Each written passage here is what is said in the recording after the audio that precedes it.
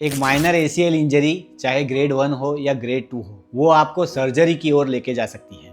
तो ACL injury ज्यादा बिगड़े नहीं, घुटने में ज्यादा दर्द ना हो और आप सर्जरी से भी बच जाओ, ऐसा कुछ हो सकता है कि नहीं? तो इस वीडियो में हम उसी के बारे में जानेंगे। अगर आप चैनल पर नए हो तो मेरा नाम है डॉक्टर जयेश, मैं एक फिजियोथेरेपिस्ट हूँ और पिछले 12 सालों से लोगों को एक्सरसाइज से दर्द मुक्त जीवन जीने में मदद कर रहा हूँ। पिछला जो एसीएल का वीडियो था उसमें काफी लोगों ने मुझे कमेंट्स में पूछा कि अगर मुझे ग्रेड 1 या ग्रेड 2 इंजरी है तो मुझे क्या करना चाहिए, फ्यूचर में मैं इंजरी कैसे प्रिवेंट करूं, जो हमेशा मुझे ब्रेस पहन के रखना पड़ रहा है उसे मैं कैसे हटाऊं।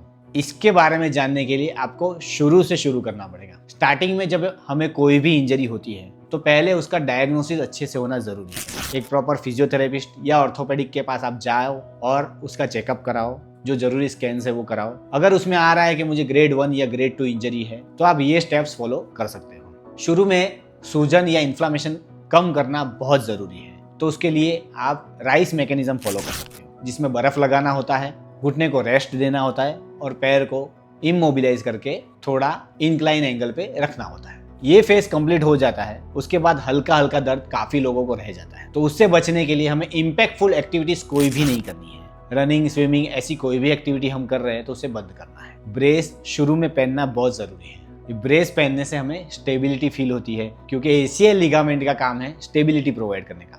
लेकिन इसका मतलब ये नहीं है कि हम 6 महीने 12 महीने तक कॉन्स्टेंटली ब्रेस पहन के ही रखें। ब्रेस को हटाना जरूरी है। तो ब्रेस जॉइंट को अच्छे से पकड़ने में मदद करता है। वो काम है मांसपेशी का। ऐसा ना हो कि ब्रेस के चक्कर में मांसपेशी अपना काम भूल जाए। तो उसके लिए मांसपेशी को मजबूत करना बहुत जरूरी है। मैं आपको एक बोनस टिप देने वाला हूं, जिससे आपको इंजरी वापस होगी नहीं, आपका लिगामेंट टूटेगा नहीं और आप अपने स्पोर्ट्स एक्टिविटीज वापस खेल पाओ। तो वीडियो में एंड तक बने रहिएगा। शुरू में आइसोमेट्रिक एक्सरसाइजेस होती है, जिसमें हम घुटने की स्ट्रेंथनिंग करते हैं, मतलब मजबूती करते हैं। वो लेवल 1 की एक्सरसाइज होती है। सीधा लेवल 2 या लेवल 3 की एक्सरसाइज पे हम जाएंगे तो हमारी इंजरी बढ़ जाएगी। तो लेवल 1 की एक्सरसाइज जो आइसोमेट्रिक हम लोग बोलते हैं, उसमें घुटना दबाने की एक्सरसाइज होती है। घुटने को बिल्कुल सीधा रख के, टाइट रख के पैर सीधा उठा सकते हो। कई बार लोग घुटने को सीधा करने की एक्सरसाइज भी लेवल 1 में करते हैं, जिसे हम हाई सिटिंग नी एक्सटेंशन कहते हैं। उस एक्सटेंशन की वजह से भी लोगों को पेन बढ़ जाता है। तो लेवल 1 की एक्सरसाइज बहुत प्रिसाइसली और बहुत ध्यान से करनी होती है। एसीएल लिगामेंट में हैमस्ट्रिंग मसल्स का बहुत बड़ा रोल होता है। हैमस्ट्रिंग मसल अगर मजबूत है,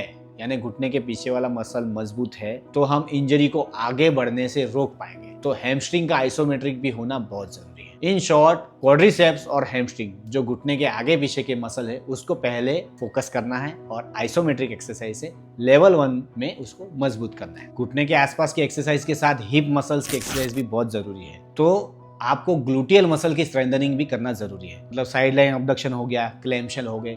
घुटने की एक्सरसाइज तो करनी ही है, लेकिन उसके आसपास के जॉइंट्स यानी एंकल जॉइंट और हिप जॉइंट, ये दोनों की एक्सरसाइज करना जरूरी है। लेवल 2 में हम ओपन काइनेटिक चेन एक्सरसाइज बोलते हैं, वो कर सकते हैं, जिसमें घुटने का एक्सटेंशन आता है, पैर को मोड़ना आता है। ये सारी अकॉर्डिंग टू पेशेंट्स वेरी करती है। अब समझो लेवल 1 और लेवल 2 की आपने एक्सरसाइज कर ली, लेकिन आपको पेन में रिलीफ नहीं मिला या थोड़ा ही मिला, या फिर आपको इम्पैक्टफुल एक्टिविटीज करनी है, आपको खेलना है, कूदना है, दौड़ना है, बहुत लंबे समय तक चलना है, तो एंड्योरेंस एक्टिविटी भी डालना बहुत जरूरी है। तब जाके आती है क्लोज चेन एक्सरसाइज। लेवल 3 की क्लोज काइनेटिक एक्सरसाइज जो लोग नहीं करते, उसी में ये ग्रेड 1 ग्रेड 2 इंजरी प्रोग्रेस होके ग्रेड 3 पे पहुंचती है और सीधा सर्जरी की नौबत आ सकती है। तो लेवल 3 की क्लोज काइनेटिक चेन एक्सरसाइजेस में स्क्वाट्स आ सकता है, लंजेस आ सकता है, आरडीएल आ सकता है, डेडलिफ्ट्स आ सकते हैं।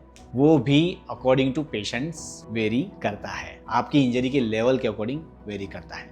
अगर आपको लिगामेंट के साथ कोई मेनिस्कस में या गद्दी में डैमेज है तो उसके लिए थोड़ा रिहैब अलग भी हो सकता है। इसीलिए आपके डॉक्टर को कंसल्ट करना बहुत जरूरी है। कॉन्स्टेंटली डॉक्टर के टच में रहना बहुत जरूरी है। अब मैं जो बोनस टिप के बारे में बात कर रहा था वो आपको बताऊंगा। देखिए, एसीएल का काम है स्टेबिलिटी प्रोवाइड करना। तो अगर आप सिंगल लेग स्टेबिलिटी एक्सरसाइज नहीं कर रहे हैं, बैलेंस एक्सरसाइज नहीं कर रहे हैं, तो आपका पांव कितना भी मजबूत हो, लेकिन वो प्रोन टू इंजरी वापस हो ही सकता है। तो वो इंजरी को बचाने के लिए और सर्जरी को डेफिनेटली बचाने के लिए stability, single leg activities, balance exercise, single leg squat, ये सारी एक्सरसाइजेस आपने अपने प्रोटोकॉल में डालनी है। अच्छा प्रोग्रामिंग रहेगा तभी आप वो ग्रेड 1 ग्रेड 2 को प्रोग्रेस होने से बचा सकते हैं। मेरा पिछला वीडियो जो सेव एसीएल सर्जरी के बारे में था, उसे जाके आप जरूर देखें, ताकि आपको लिगामेंट इंजरी के बारे में ज्यादा जानकारी मिल सके। Thank you guys, see you in the next video.